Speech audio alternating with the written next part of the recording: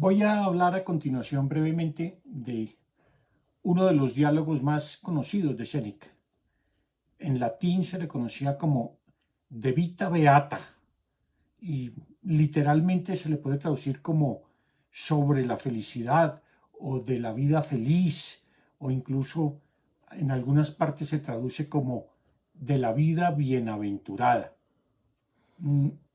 Es un texto muy particular porque tiene además dos partes muy distintas. Aunque el texto está incompleto, se corta en el capítulo 28, tiene 16 capítulos primeros.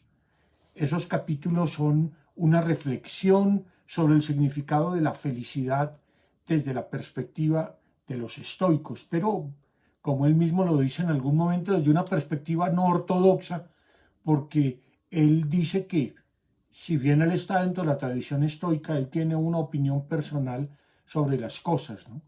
Bueno, estos primeros 16 capítulos son, podríamos decir, la parte más estrictamente filosófica del texto. Luego los capítulos 17 a 28 tienen un tono completamente diferente, porque el texto se convierte en una especie de respuesta, casi diríamos que apologética, pero llena a su vez de ironía y de sarcasmo a lo que él llama los que profieren ladridos contra la filosofía. ¿Quiénes son esos que profieren ladridos contra la filosofía? Unas personas que vienen, digamos, creando un mal ambiente hacia Séneca y que lo empiezan a acusar de muchas de las cosas que luego lo seguirán acusando a lo largo de la historia, sobre todo de ser tremendamente incoherente, de decir una cosa, predicar una cosa y practicar absolutamente lo contrario. No es una apología, sin embargo, al estilo de la de Sócrates, aunque él en algún momento se quiera presentar como una especie de nuevo Sócrates, porque en realidad la apología de Sócrates es una defensa de la filosofía, de la vocación filosófica, de la importancia que tiene la filosofía para el bienestar de la ciudad, etc.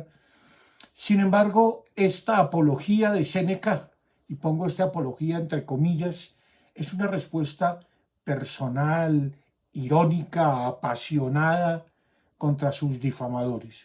Entonces, eso es importante tenerlo en cuenta al leer este texto. De un momento a otro, a partir del capítulo 17, cambia por completo de tono, de intención, de forma de hablar, etcétera, etcétera.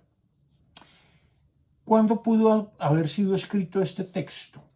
En realidad no se sabe la fecha con claridad, pero hay un año que se tiene como de referencia fundamental, que es el año 58.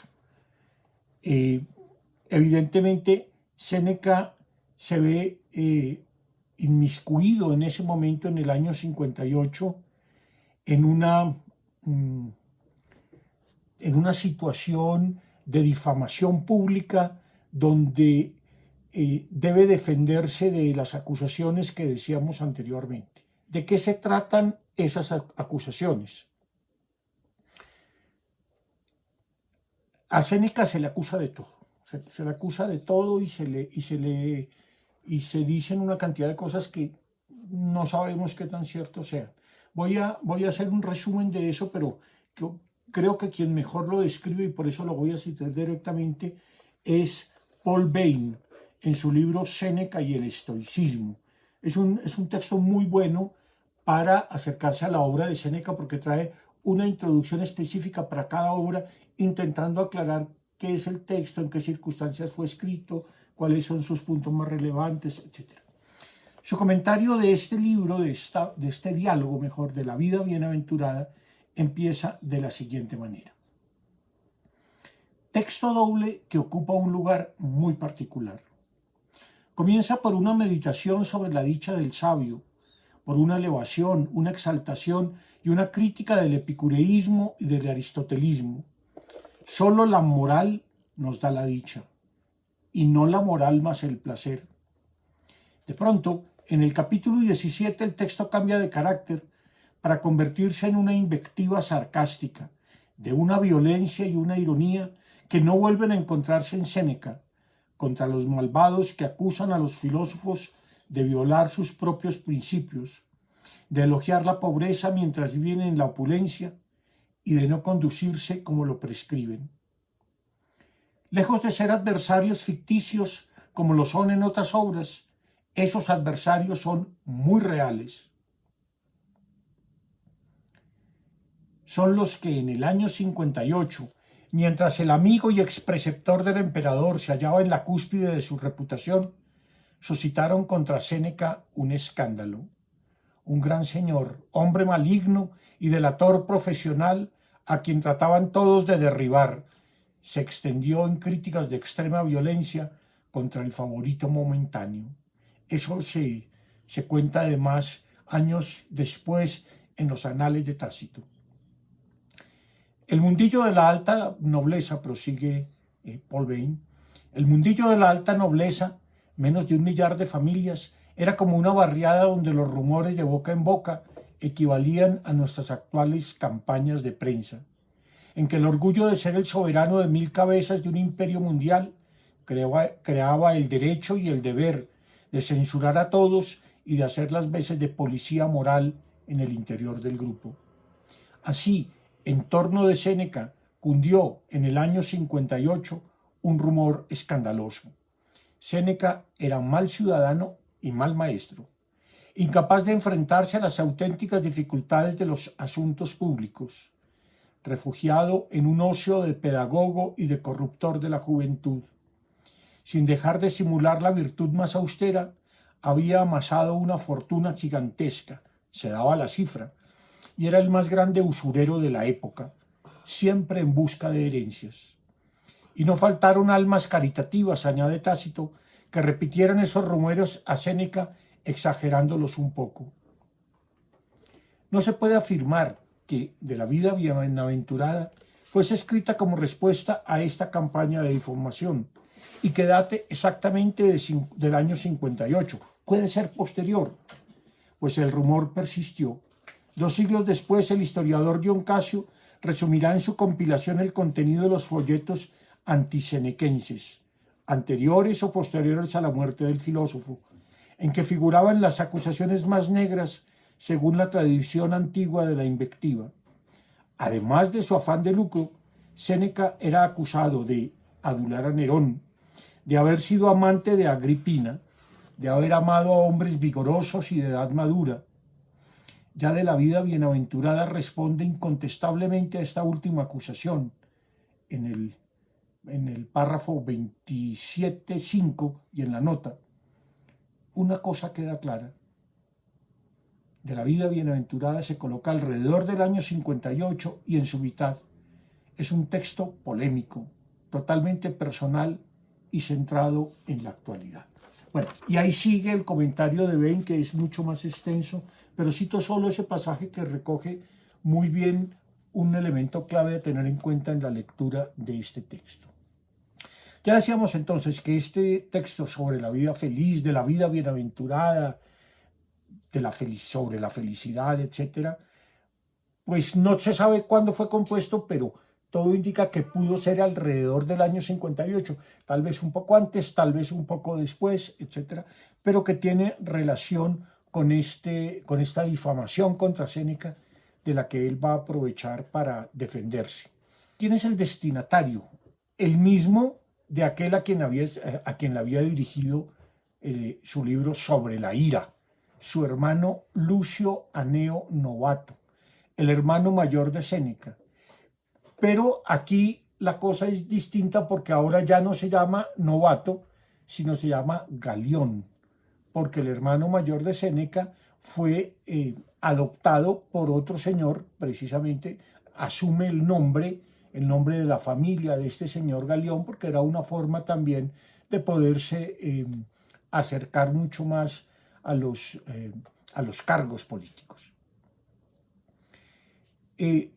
Recordamos que este Galión, que es el mismo Lucio Aneo Novato, solo que ahora con otro nombre, pues fue procónsul de Acaya y fue un personaje histórico importante y tuvo una relevancia en su momento.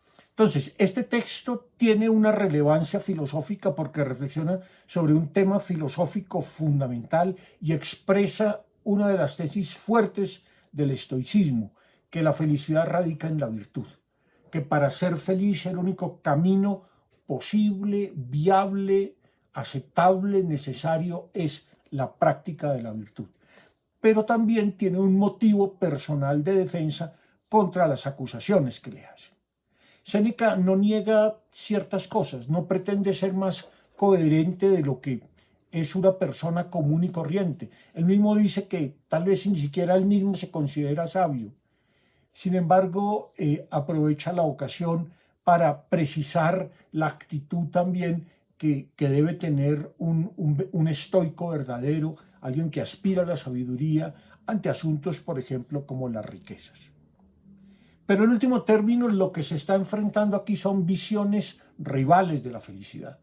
Es claro que Séneca, como estoico, está luchando aquí sobre todo con dos concepciones de la felicidad que son distintas a las de él. Por una parte la de Aristóteles y por otra parte la de Epicuro. Sin embargo, este diálogo no tiene un tono de refutación, que lo tiene un poco más la ira, por ejemplo, donde enfrenta la manera de entender las emociones de Aristóteles. Aquí retoma algunas cosas de Aristóteles para armar su discurso, pero no está en afán, no tiene el afán de mostrar en qué está errado Aristóteles, ¿no? Entonces, es un texto que es a la vez dos cosas. Es un texto filosófico y a la vez es un cierto panfleto de autodefensa. Una figura que está en el trasfondo de todo este diálogo y que es muy importante para entenderlo es la figura de Sócrates, que es un punto de referencia obligado de toda la filosofía helenística y por supuesto también de la filosofía romana. Porque de alguna manera todos los que hablan de sabiduría tienen como punto de referencia a Sócrates, y para hablar del sabio estoico y de en qué consiste la felicidad del sabio, Sócrates juega como una especie de doble de Séneca. En cierto modo, Séneca lo que hace es que para decir ciertas cosas que él piensa de sí mismo, en cierto modo, las pone en boca de Sócrates. Toma la voz de Sócrates prestada para decir algunas cosas que quiere decir. Recordemos que todos estos diálogos son eso, el concurso de diversas voces. Bueno, aquí la voz de Sócrates en la segunda parte del diálogo es muy importante. Aunque los interlocutores fundamentales a los que va a estar haciendo siempre referencia son sobre todo Aristóteles, Epicuro y Cicerón, que es como el gran compilador de toda la filosofía anterior. Aunque también hay algunas referencias a un estoico como Cleantes, a quien en algún momento del diálogo cita. En cualquier caso, podríamos decir que este es un texto donde trata problemas muy fundamentales y donde uno puede distinguir 6 o 7 partes muy claras. Primero, una justificación del tema mismo. ¿Qué hace una vida feliz? Y entonces él intenta explicar cómo va a dar cuenta de lo que es la vida feliz. Por otra parte, es la presentación de la visión estoica, pero particularmente de su visión personal, porque él siempre defiende, como decíamos, que aunque él sea un estoico, él puede diferir en otras cosas de sus compañeros. Entonces pone en contraposición la visión estoica de la felicidad y hace una descripción del hombre feliz en contraste con las visiones de Aristóteles, de Epicuro, de Cicerón, etc.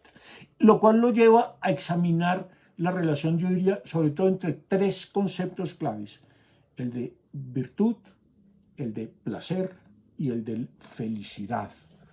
Por eso, sin duda, el concepto de placer es clave porque buena parte de lo que él quiere criticar es la visión epicureísta de la vida. Y luego, todos los demás capítulos del 17 en adelante ya son la respuesta de Séneca a sus detractores, y en medio de todo eso introduce una relación que es interesante, una reflexión que es interesante, que es sobre la relación que existe entre la riqueza y la filosofía. para concluir en lo que yo llamaría, por ponerle algún nombre, una diatriba contra los estúpidos, eh, donde se vale del personaje Sócrates, es una diatriba contra sus enemigos puesta como en dos voces, porque habla Séneca a la vez que habla Sócrates, porque hay que decir que a Séneca se le acusan de cualquier cantidad de cosas. Se dice, era el hombre más inconsecuente porque le acusan de todos sus difamadores, de enriquecimiento ilícito, de adulterio, de homosexualidad, de ser adulador, de ser un negociante sin escrúpulos. Se le acusa de cantidades de cosas. No voy yo a defender a Séneca, no existen los elementos suficientes, pero evidentemente en todo esto hay mucho de rumor, de mentira, de invento, porque son las acusaciones que surgen en medio de una conjura política. El tono de este diálogo entonces es doble. A la vez es uno de los diálogos filosóficamente más relevantes, pero escritos con mayor furia. Aquí uno ve que Séneca está bravo, está molesto y responde, diríamos hoy, golpeado, responde dolido, molesto, etc. Pero siempre poniendo la cara, diciendo yo soy Séneca y pienso esto. Y me defiendo de esto, no quiero ser modelo para nadie. Y además, pues yo lo que estoy intentando decir es cómo debe ser el sabio. No estoy intentando decir que yo sea el sabio, ¿cierto? Por eso, en este diálogo, la figura central en buena parte es el propio Séneca. Es el más autobiográfico de sus diálogos, en cierto modo, porque aunque cita a otros personajes romanos, pone muchos ejemplos, como en otros diálogos, aquí el personaje central es el mismo. Este fue un diálogo muy importante para muchos autores, particularmente, por ejemplo, en sus cartas a la princesa Isabel de Bohemia de 1645, Descartes hace un comentario detallado de este diálogo de Séneca sobre la felicidad, sobre la vida feliz, de la vida bienaventurada, o como se le conoció originalmente, de vita beata. La felicidad, un tema central de toda filosofía y particularmente del estoicismo. Séneca nos da aquí los elementos centrales para abordarlo.